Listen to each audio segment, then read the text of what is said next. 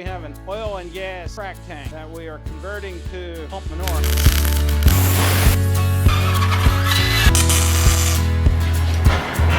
We need a fill port on top that the tanks can dump into, and we need a discharge out the front so that we can pull out of it. This is an 8-inch drag hose fitting, and then we shove the fitting on and tape it with duct tape before we put the clamp on. That way it doesn't suck air in through because the fitting will not be tight. But this is our standard fitting, so we use it on everything. One thing that we did was we put a fill cone on the back end. Here is our fill hole. It's about 3.5 feet wide and 5 feet long. So we could have just cut a big square in the top and that would work.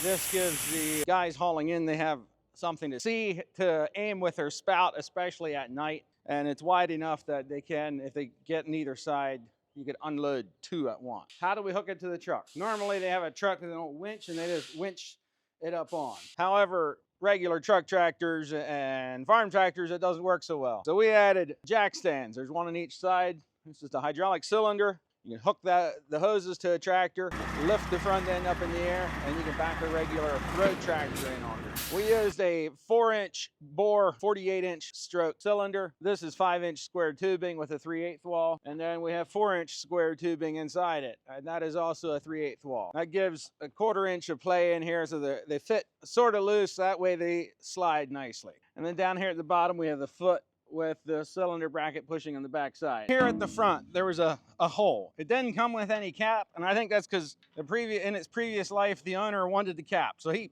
took off with it. So the solution was weld it shut. The reason for that is this is on the front end. It's about a foot lower than the rest of the frac tank, so we're gonna lose 10% of our capacity just by having this hole here. So the solution was weld it shut, and we added a fill port on the back end because we want the back end higher than the front end. Front end's where we're sucking out of, so we want to get it empty. So we'll just park it with the nose down and fill it from the back end. So what is overall cost? The tank itself was around $5,000, and we spent about another $2,500 on materials plus our labor. So a used tank, you could assume $5,000 for the tank and another $5,000 to put the hydraulic legs on and the fill port and suction, the discharge port. Well, what does it take to do that? A welder and a torch, ideally a bandsaw to cut the tubing.